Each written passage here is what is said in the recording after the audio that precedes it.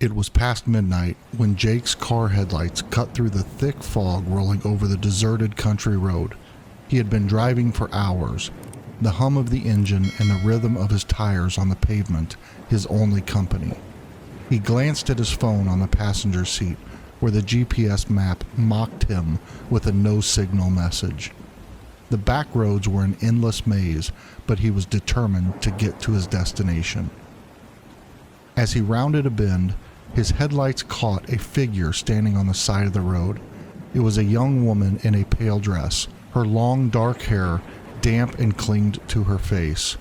She stood motionless, her arm half raised, as if she'd considered waving him down, but hesitated. Jake slowed down to a stop, rolling down his window. "Hey, do you need a ride?"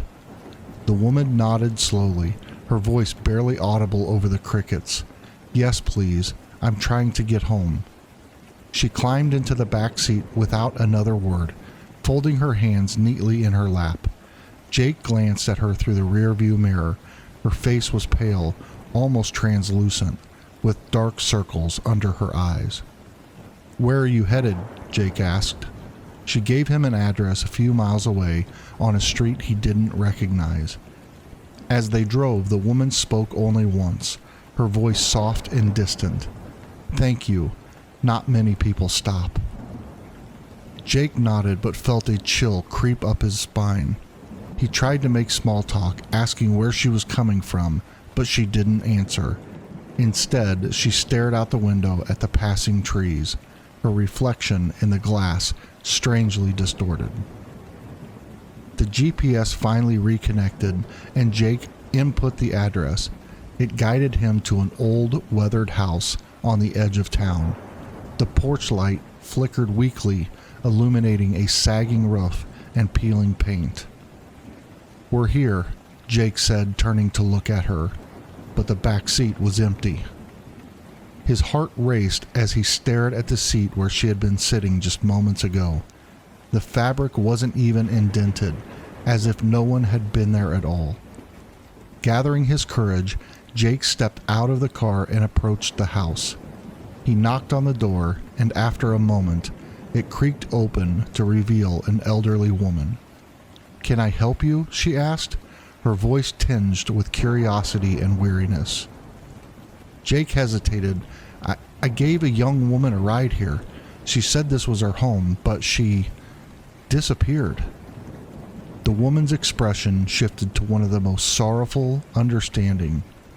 "You must have seen my daughter," she said quietly.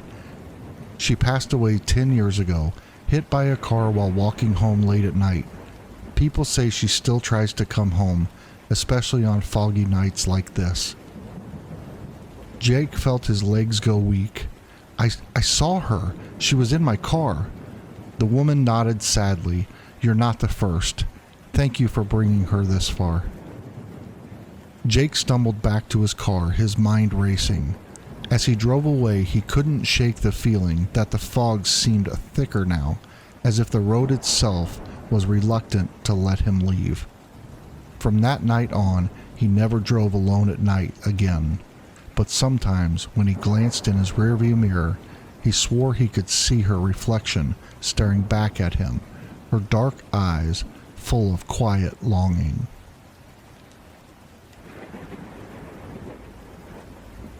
In a quiet village nestled along the banks of a winding river, Anna lived a simple life. She was a young mother raising her 2 children, Matteo and Sophia, with love and care after her husband disappeared years ago. Though she was poor, her home was filled with laughter, and her children were her greatest joy.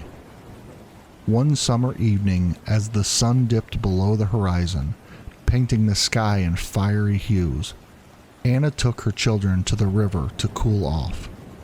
The villagers whispered tales about the river being cursed, but Anna dismissed them as old superstitions. "Come on, Mama," Matteo called, splashing in the shallow water. Sophia giggled as she tried to catch frogs by the reeds. Anna watched them with a smile, her bare feet resting on the cool stones, but as the golden light faded into twilight, a strange sound drifted through the air, a woman's voice singing a haunting melody. Anna froze, her heart pounding. The sound was distant at first, but it grew louder, clearer, until it seemed to echo from all around. "Who's there?" Anna called, her voice trembling. From the mist that had begun to creep over the water, a figure emerged. It was a woman in a flowing white dress, her long black hair cascading down her back. Her face was pale, and her eyes glistened with tears that shimmered like liquid diamonds. "Where are my children?" the woman whispered, her voice heavy with sorrow. Anna clutched her own children close.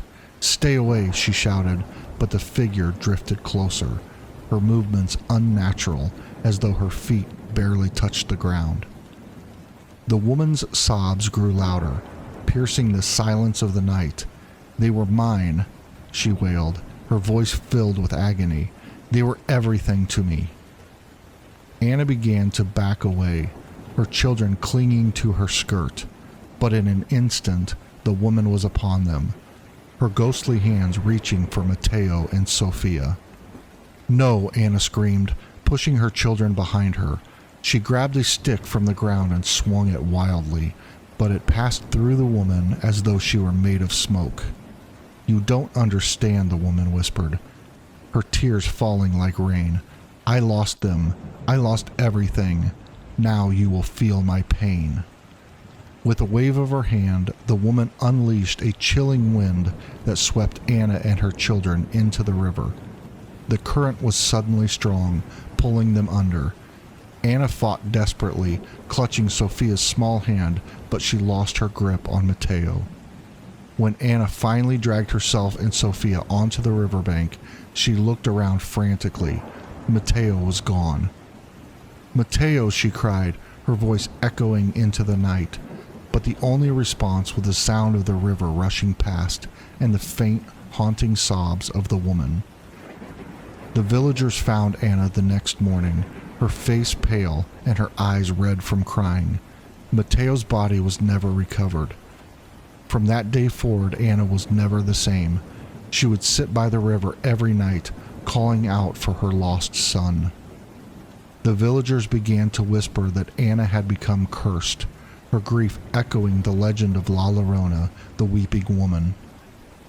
Some claimed to see her silhouette by the river, her cries mingling with the wails of the ghosts. Others believed that La Llorona had claimed Anna's son as one of her own, a punishment for ignoring the warnings. To this day, on quiet nights when the moon is high and the river glistens like silver, you can hear two voices crying in the darkness, one filled with eternal sorrow, and the other a mother's desperate plea for her lost child. Beware of the riverbanks, the villagers warn, for La Llorona still wanders, searching for her children, and she might mistake yours for hers.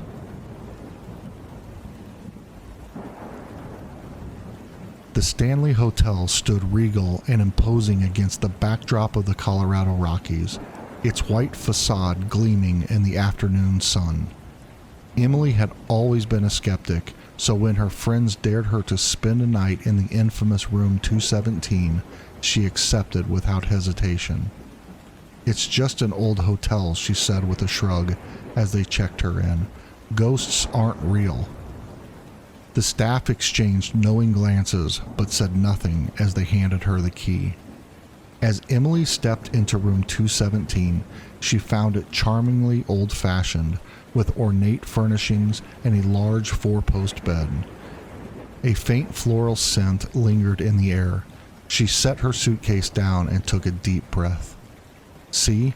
Nothing to worry about," she muttered, laughing at herself.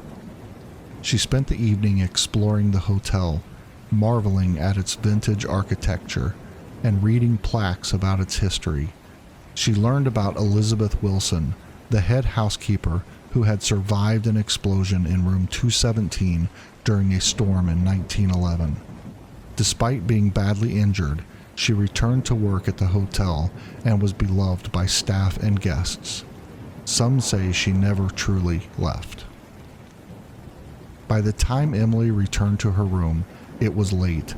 She changed into her pajamas, brushed her teeth, and crawled into bed. As she reached for the lamp, she noticed something odd. Her suitcase, which had been left zipped shut, was open and her clothes were neatly folded on the armchair. Emily frowned. "I didn't do that," she whispered. The room felt colder now, the air heavy. Dismissing her unease, she switched off the light and pulled the covers up to her chin. Sleep didn't come easily. She tossed and turned, her nerves on edge.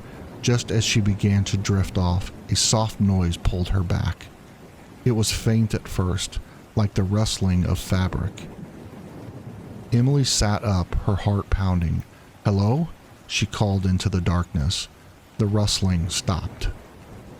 Her eyes adjusted to the dim moonlight streaming through the window as she scanned the room. Everything appeared normal. She let out a shaky breath and laid back down. Moments later, she felt it, a weight pressing down on the bed beside her, as though someone had just sat down. Emily froze. Her pulse thundered in her ears as she slowly turned her head. The mattress sank slightly, and she could see the indentation of something, or someone, on the bed. "Who's there?" she whispered, her voice trembling. A chill swept over her, and the faint floral scent grew stronger. Then she heard it. The unmistakable sound of keys jingling, as if someone was walking through the room. The indentation lifted, and Emily scrambled to turn on the lamp. The room was empty. She jumped out of bed and grabbed her phone, fumbling to call her friends. But before she could dial, she noticed the bathroom light was on. She hadn't left it that way. The door creaked open, and Emily stared in horror as steam billowed out, fogging the mirror. She could barely make out a shape, a figure moving behind the mist. Suddenly, words appeared on the mirror as though written by an unseen hand. "Rest well." Emily bolted. The next morning, she returned to the room with the hotel staff. Everything appeared untouched. The mirror was clean, her suitcase zipped shut, and the bed neatly made. "Miss Wilson likes to keep things tidy," the concierge said with a knowing smile. Emily never returned to room 217, but the experience stayed with her. She never spoke of it to anyone, but sometimes, on quiet nights, she'd catch the faint scent of flowers and hear the soft jingling of keys, just enough to make her wonder if Elizabeth Wilson had followed her home. Mark pulled into his driveway late on a stormy night, his windshield wipers struggling to clear the torrential rain. He was exhausted after a long shift at the hospital, and all he could think about was getting inside, drying off, and collapsing into bed. As he stepped out of his car, a crack of thunder split the air, and the lights in his house flickered before going completely out. Great, he thought, a power outage. Reaching for his phone, he turned on the flashlight and made his way up the front steps. Just as he unlocked the door, he heard it, a faint knock behind him. He froze, the hairs on his neck standing on end. Slowly he turned to face the street. Two figures stood at the end of his driveway, barely visible in the downpour. "Hello?" Mark called out, his voice hesitant. The figures didn't respond. They stood unnaturally still, their heads tilted downward. Mark hesitated and walked a few steps closer. As he approached, the figures became clearer. Two children, a boy and a girl, no older than 10. They were soaking wet, their clothes clinging to their small frames, but their faces were oddly clean, untouched by the rain. "Are you kids okay?" Mark asked, glancing up and down the street for any sign of an adult. "Where are your parents?" The boy lifted his head slowly, and Mark's heart sank. The child's eyes were completely black. No white, no irises, just an endless, inky void. The girl raised her head next, her gaze just as unnatural. "We need to come inside," she said, her voice flat and devoid of emotion. Mark took a step back, his breath quickening. I can't let you in. Do you need me to call someone?" "Let us in," the boy repeated, his tone more insistent. The rain seemed to intensify, the sound of it hammering against the pavement growing deafening. Mark's instinct screamed at him to run, but his feet felt rooted in place. "We're cold," the girl said. "Please let us in." Her words carried an eerie weight, as though they were pulling at Mark's very will. He shook his head, trying to break free of the strange compulsion. "I'll call the police," he stammered, fumbling for his phone. The boy stepped forward, and Mark's flashlight flickered, casting unsettling shadows across the driveway. "You can't help us unless you let us in," the boy said, his black eyes fixed on Mark.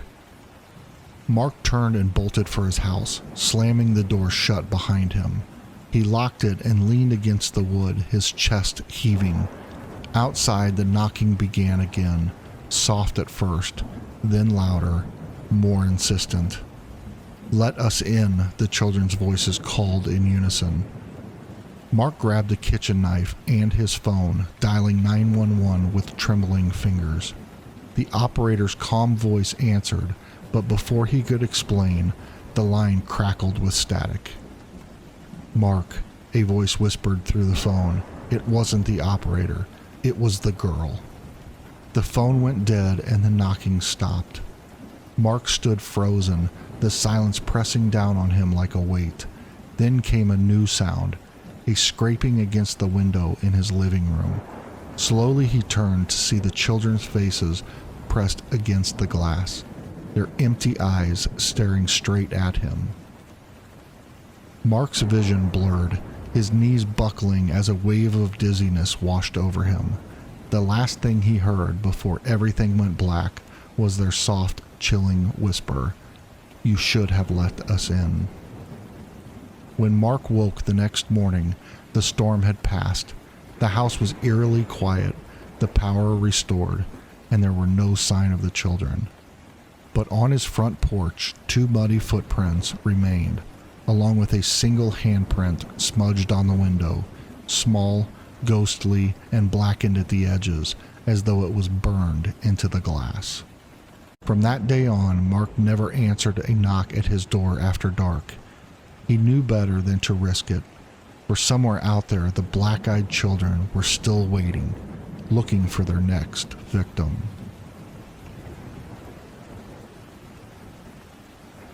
Yuki didn't believe in ghosts. As a journalist for a small online magazine in Tokyo, she specialized in debunking urban legends.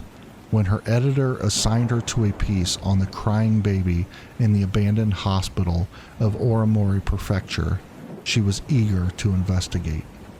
The hospital, long shuttered and cloaked in local superstition, was said to be haunted by the ghost of a baby who had died there during a tragic fire decades ago. Witnesses claimed to hear the baby's cries echoing through the empty hallways, luring the curious deeper into the building where they would vanish without a trace. Yuki drove up the winding road leading to the hospital at dusk. The building loomed against the darkening sky, its windows shattered and ivy crawling up its crumbling facade.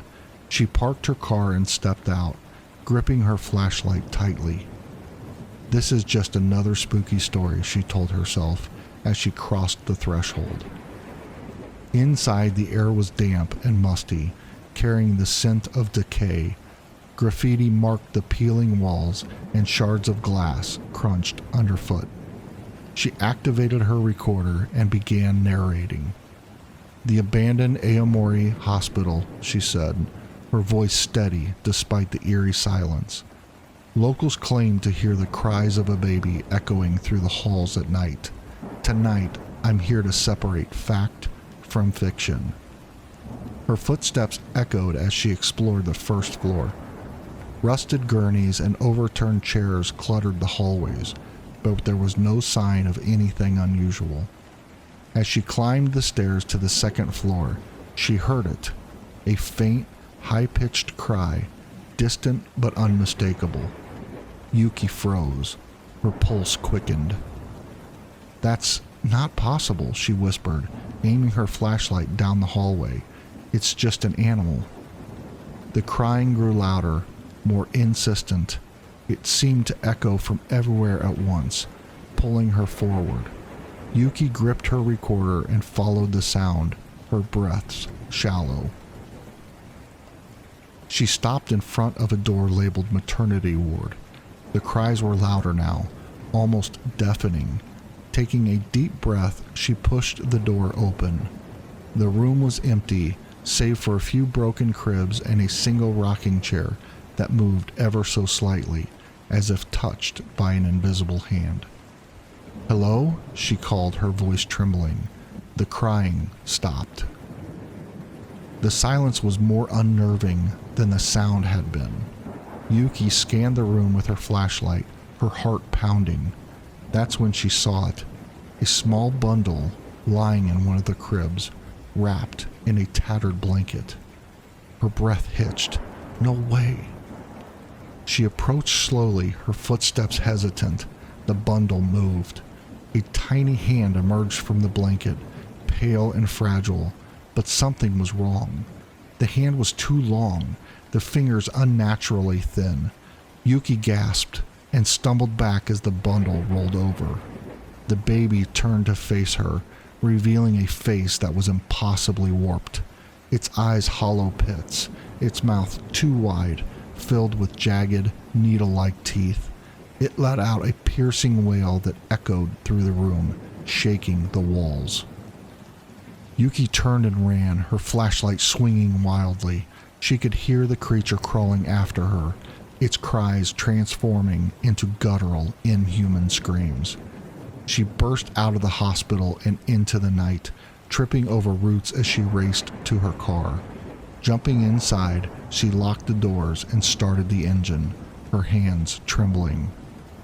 In the rearview mirror, she saw the hospital standing dark and still. But just as she began to pull away, she caught a glimpse of something in the back seat, a pale face, eyes hollow and unblinking. The wail filled her ears once more and Yuki screamed. Her car was found the next morning, abandoned on the side of the road. The driver's seat was empty, the door ajar. Locals say that if you visit the abandoned hospital and hear the crying baby, you must leave immediately. For if you follow the sound, you may never leave at all.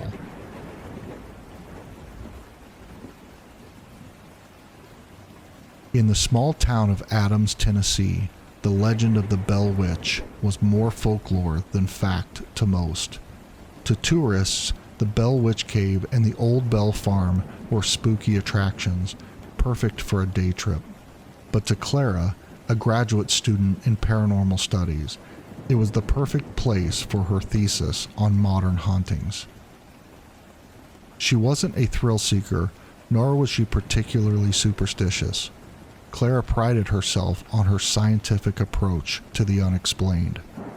Armed with cameras, EMF meters, and a skeptical mind, she arrived in Adams on a crisp October evening, determined to spend the night near the infamous Bell Witch Cave. The locals were wary when Clara mentioned her plans. "You shouldn't go messing with things you don't understand," warned Mrs. Carter, the elderly owner of the bed and breakfast where Clara was staying. "The Bell Witch doesn't take kindly to people poking around." Clara smiled politely. "I'll be careful. It's just research." That evening, she set up her equipment near the cave's entrance. The moon was full, casting an eerie glow over the rugged terrain. The air was still, save for the occasional rustle of leaves. Clara recorded her observations, noting the silence. "No activities yet," she said into her recorder. "The environment is quiet, no unusual readings." But as the night deepened, strange things began to happen. Her EMF meter spiked erratically, though there were no power sources nearby. A chill crept over her, far colder than the autumn air should have been. Then she heard it, a faint, feminine voice carried on the wind. "Leave." Clara froze, her heart pounding. She scanned the area with her flashlight, but saw nothing. "It's just the wind," she muttered, trying to steady her nerves. The voice came again, clearer this time. "You shouldn't be here." Deciding to confront the phenomenon head-on, Clara ventured into the cave, her flashlight slicing through the darkness. The walls were damp, the air heavy with the scent of earth and decay. As she moved deeper, her footsteps echoed unnaturally as though the cave were mocking her presence. Her flashlight flickered, and for a moment she was plunged into darkness. When the light returned, Clara gasped. Scrawled across the walls were the words written in a dripping dark substance, "Not welcome." Her breath quickened. She checked her camera, but the screen was blank, though it had been recording moments ago. "Who's there?" she called, with her voice trembling. The answer came in the form of a sudden, violent gust of wind that knocked her to the ground. The flashlight rolled away, leaving her in near total darkness. Clara scrambled to her feet, her hands shaking as she grabbed the flashlight, but when she turned it on, she wasn't alone. A figure stood at the end of the tunnel, a woman in a tattered dress, her face pale and expressionless. Her eyes were empty voids, and her presence radiated malice. "Leave now," the figure hissed, her voice reverberating through the cave. Clara stumbled backwards, her instincts screaming at her to run. She turned and bolted, the sound of laughter, cold, mocking laughter, chasing her out of the cave. Clara didn't stop running until she reached her car. She locked the doors and sped back to the bed and breakfast. The next morning she packed her things, determined to leave Adams for good, but when she reviewed her footage, the screen was static-filled, except for one frame. In the grainy still image was the figure from the cave, her hollow eyes staring directly into the camera. Beneath her was a single word, scratched into the dirt: "Stay." Clara abandoned her thesis and left the paranormal field entirely. She couldn't escape that feeling that the Bell Witch wasn't done with her. To this day, Clara keeps her camera locked in a drawer, refusing to touch it. Sometimes late at night, she hears faint whispers outside of her window, calling her back to Adams. And sometimes she dreams of a cave and a woman in a tattered dress, waiting for her to return.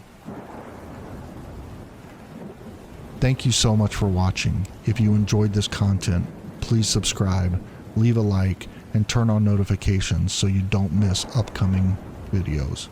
Until next time, stay curious.